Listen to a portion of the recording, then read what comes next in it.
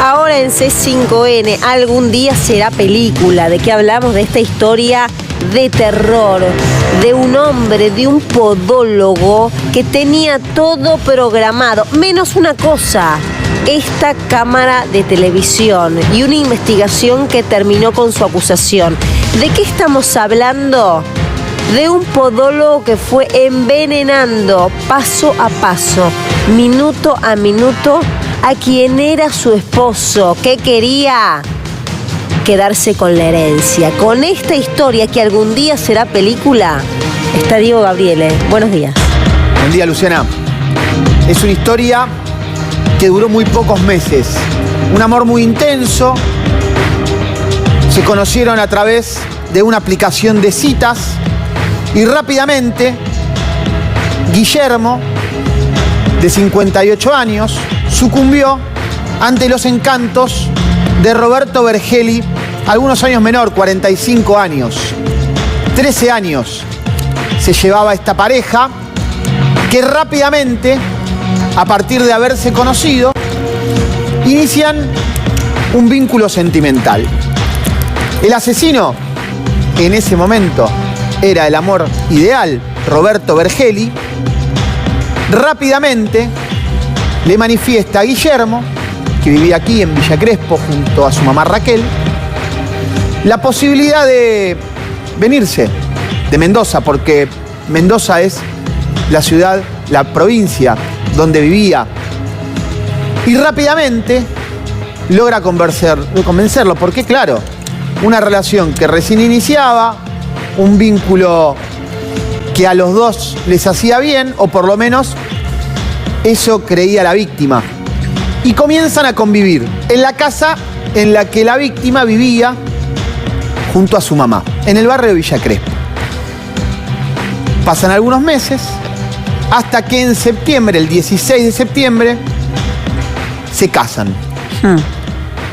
Entre septiembre y su muerte, la muerte de la víctima, de este hombre de 58 años, de nacionalidad chilena, pasaron tan solo 4 meses.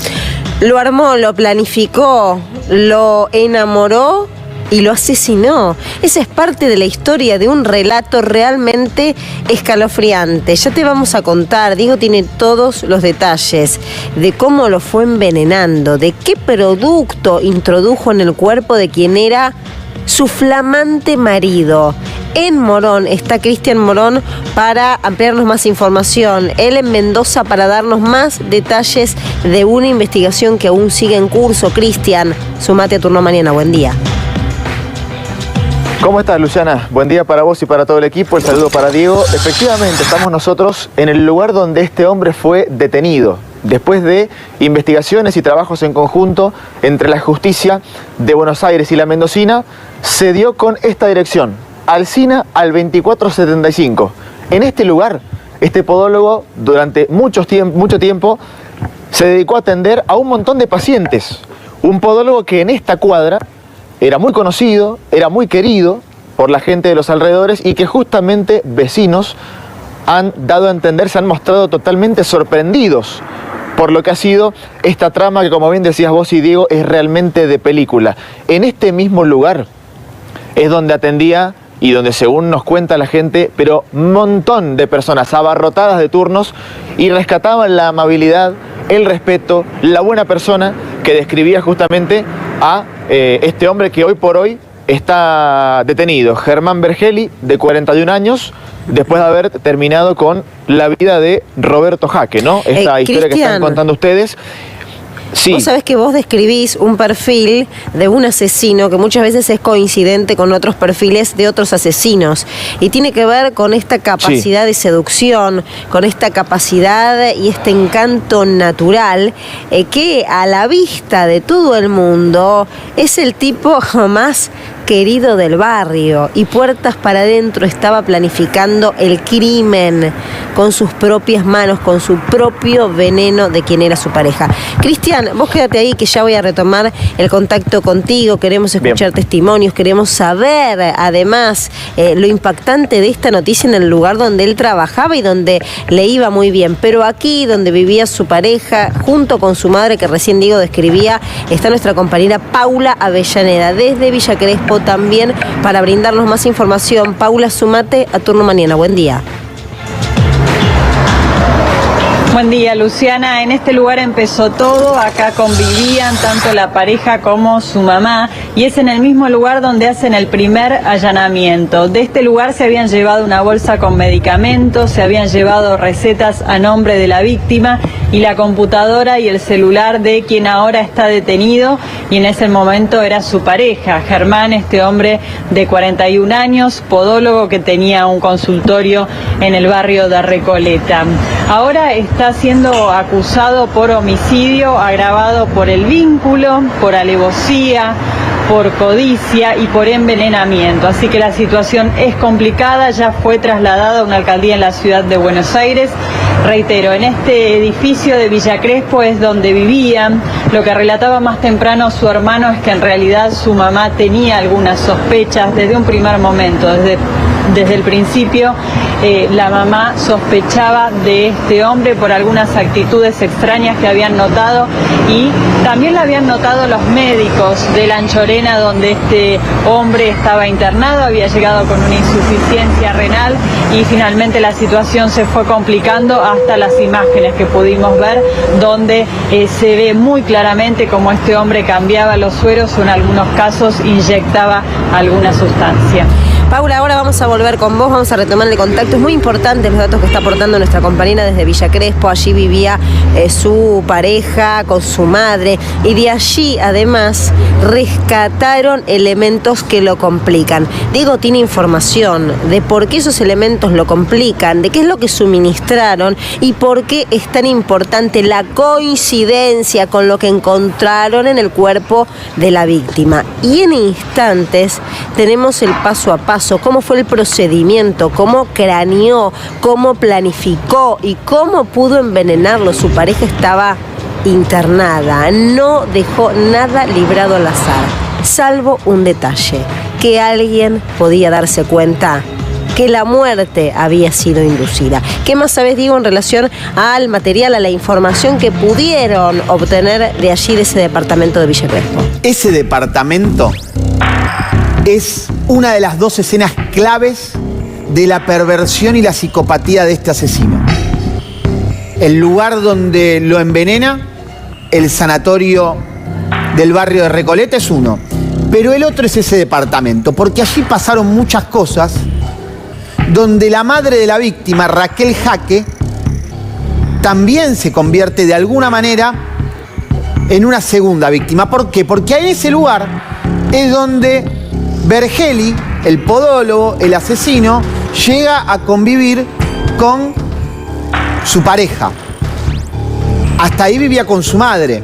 Conviven los tres.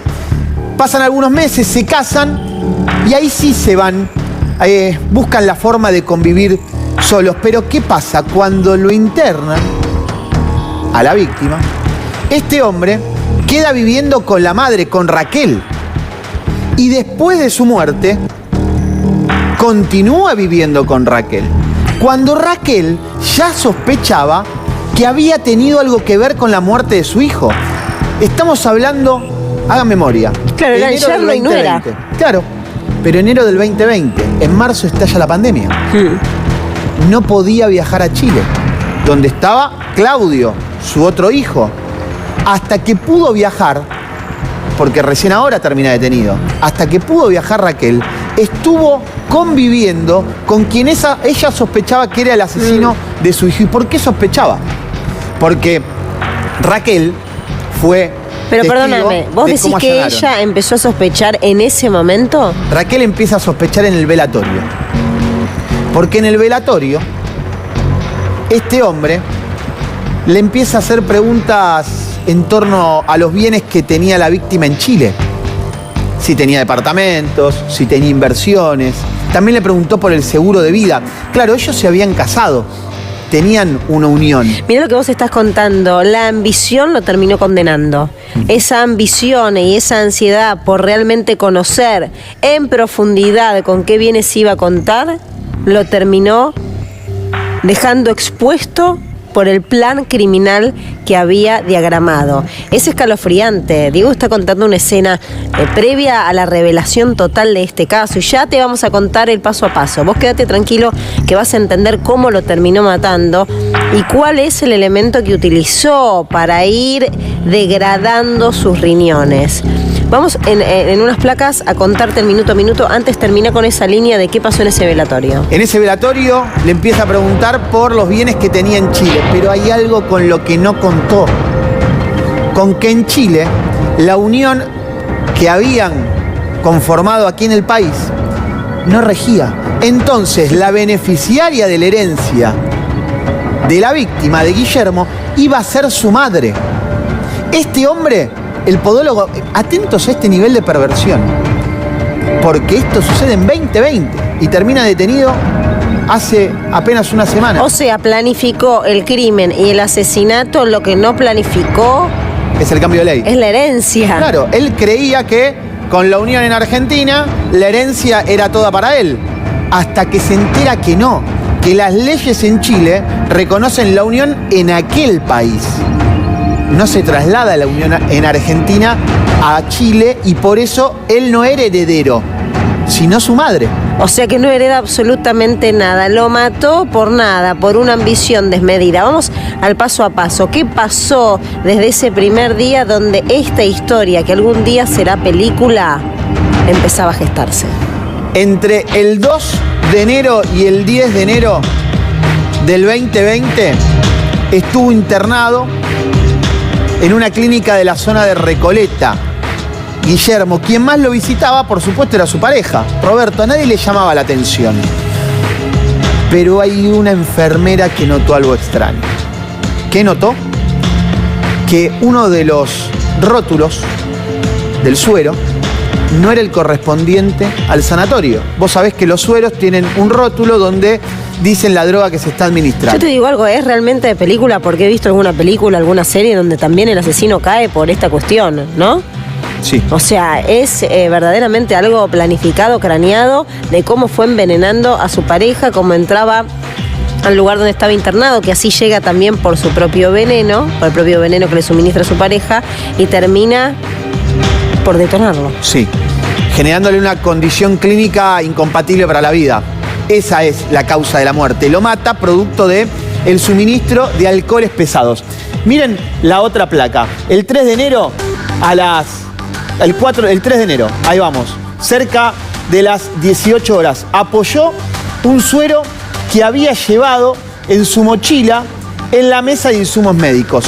Este detalle lo aporta la cámara de seguridad porque nunca se dio cuenta que había una cámara de seguridad que iba a retratar todos los movimientos que hacía con el suero, porque preparaba un suero. Mira, yo te digo algo. Con alcohol pesado y se lo ponía cuando estaba inconsciente. Yo creo que seguramente observó esa cámara porque o es de un nivel de infantilismo y de poca preparación para semejante planificación de un crimen atroz. Pero yo creo que lo observó. Lo que nunca debe haber pensado es que alguien lo iba a revisar a él, que alguien iba a buscar en su desempeño dentro del sanatorio, dentro del hospital, algún problema que pudiera haber surgido a partir de su propia intervención. ¿Con qué contaba el asesino? Con una condición médica de la víctima. Contaba con que Guillermo era paciente HIV positivo. Pero Guillermo tenía una enfermedad controlada. Ustedes saben que se puede vivir sin problemas con HIV, con retrovirales. No tenía ningún problema médico. Pero atención con el antecedente. Porque ahora estamos repasando lo que pasó en el sanatorio en Chorena. Pero 2 días antes había estado internado en un sanatorio en la zona de San Martín, con síntomas muy similares. ¿Qué le hace creer esto a los investigadores? Que el envenenamiento no empezó el 2 de enero. Había empezado a fines de diciembre. Eso hizo que llegue a una primera internación, luego el alta y 48 horas después ya era la hora de dar el golpe. ¿Siempre con la misma sustancia? Le inyectaba... Hay un problema respecto a la sustancia. Que como lo cremó en apenas casi 36 horas, porque este es otro elemento de la planificación, no pudieron hacer una operación de autopsia que defina con qué elementos lo envenenó. Sí tienen la causa de la muerte. Y eso le hace creer a la justicia que le inyectó a ese suero alcoholes pesados. Vamos a tomar contacto rápidamente con un médico que es toxicólogo. Esos alcoholes pesados pueden matar. ¿Qué es un alcohol pesado? Estamos en contacto con el doctor Francisco Dadig, médico especialista en toxicología, director de toxicología de la Fundación Iberoamericana de Salud Pública. Doctor, gracias por este contacto con nosotros. ¿Alguien puede envenenar con alcohol pesado a una persona y provocar su muerte? ¿Cómo le va? Buen día. ¿Qué tal? Buen día, ¿cómo están? Sí, en realidad lo que se conocen como hidrocarburos oxigenados, los más característicos el metanol y los glicoles, ¿no? La mayoría de las intoxicaciones por estas sustancias suelen ser accidentales, pero bueno, puede haber por supuesto un vehículo intencional, ¿no? O alcoholes. Y lo que provocan es una falla multiorgánica, o sea, es que aparentemente en ese alcohol pesado de lo que estamos hablando es de metanol. ¿Qué es el metanol, doctor? Gracias por este retorno de la comunicación. No, por favor, gracias a ustedes. Se llaman hidrocarburos oxigenados. El metanol o los glicoles en realidad provocan afección de muchos órganos, falla multiorgánica, acidifican la sangre, o sea, provoca una acidosis metabólica, afectando principalmente la visión, el riñón. Y si bien la intoxicación habitualmente es accidental, ¿no? Por ingesta accidental, bueno, puede haber, por supuesto, intencionalidad también, ¿no? Eso ha sucedido en toda la historia de la humanidad y seguirá sucediendo. Cuando dicen toda la historia de la humanidad, recuérdenos casos de envenenamiento, porque es en casos o historias que hemos escuchado de envenenamiento, la mayoría de los casos tiene que ver con esta sustancia, con este metanol. No, en realidad cuando uno va a la historia y desde los romanos, a Claudio le envenenaron con una sopa de, ¿se acuerdan el emperador Claudio? De Amanita phalloides, que es un hongo venenoso, le cambiaron la Amanita cesarea por el Amanita phalloides, su madrastra. Después, durante la edad del Renacimiento, hubo muchísimos casos de envenenamiento, había de hecho mujeres como por ejemplo Borgia, de la familia Borgia, que era una gran envenenadora, y en ese caso se utilizaban metales pesados o muchas veces arsénico. Se cree que también el emperador de China fue envenenado con arsénico, Napoleón también fue envenenado con arsénico. Acá en Argentina hay una sospecha de que a Mariano Moreno, lo estaban envenenando con el limón, en el barco, sí. Pesado. Hay como muchos registros de estos casos de intoxicación en toda la historia. Juan Pablo I. ¿Cómo? Sí, Juan Pablo I. Sí, con Digitalis, la sospecha. Claro, hay sospechas, en realidad, incluso hasta Marilyn Monroe, se sospecha que ella tenía un consumo problemático por barbitúricos, se sospecha que pudo haber sido intencional, pudo haber habido intencionalidad de la sobredosis que tuvo. Con lo cual esto es algo muy frecuente en toda la historia. De hecho, así surge un poco la toxicología, a partir del estudio de los venenos, ¿no? De estos casos de envenenamiento. Doctor, es interesante los casos que usted está citando. Ahora, ¿qué genera el metanol en el organismo y cuántas dosis hay que aplicar para provocar una deficiencia renal y una posterior muerte? Ninguna dosis es segura, o sea, cualquier dosis es tóxica y es peligrosa para el organismo, ¿sí? Por supuesto que a concentraciones mayores y a mayor tiempo hay mayores probabilidades de tener una falla multiorgánica, que es lo que provoca el metanol. O sea, que los distintos órganos empiecen a fallar. Lo más habitual es que se vea alteraciones de la vista, la persona se queda ciega y hace algo que se llama acidosis metabólica, o sea, se acidifica la sangre a tal punto que los órganos no pueden funcionar, empieza con insuficiencia renal, insuficiencia respiratoria y después lleva, por supuesto, al paro cardiorrespiratorio y a la muerte, ¿no? Pero ahí hay factores también de la persona, del tiempo, de la concentración que bueno, hacen a cada caso. Doctor, usted dio alguna pista recién con la pérdida de la visión parcial. Yo le voy a leer la condición clínica en la que llega al hospital para empezar a determinar, estos son los elementos que halló la justicia para intentar por lo menos demostrar que fue envenenado con estos alcoholes pesados. Deterioro sensorio, insuficiencia renal, desorientación, trastorno de la marcha, alteración del habla y, como le decía, pérdida parcial de la visión. ¿Estos son síntomas coincidentes con el consumo, con la ingesta de este tipo de alcoholes? Sí, tal cual. De hecho, da un cuadro también a nivel del sistema nervioso central, a nivel del cerebro, de confusión, ¿no? Muy parecido al del alcohol, de ataxia, de dificultades en la coordinación y demás. Y algo muy característico, que eso es muy típico del metanol, sí es el tema de la vista, que no sucede con otros alcoholes, como por ejemplo los glicoles y demás, como el etilenglicol. Pero con el metanol, el tema de la vista, que se quedan ciegos, es frecuente y pasa generalmente por accidente, porque la persona que tiene un consumo problemático de alcohol, el alcohólico, hay veces que en la búsqueda de alcohol recurre a casos de metanol y hemos tenido intoxicados por metanol, por habitualmente este tipo de accidentes, ¿no? O alcoholes adulterados. Doctor, le agradecemos su testimonio, es muy importante el aporte que hace de lo que aparentemente terminó matando a este hombre en manos de quien era su pareja. Muchas gracias, muy claro. No, por favor, ustedes los invito si quieren a seguirme en las redes sociales como Toxicología Hoy. Bien, ahí está, lo seguimos entonces, doctor, muchas gracias. Por favor, ustedes, hasta luego. Algunos detalles más, Diego.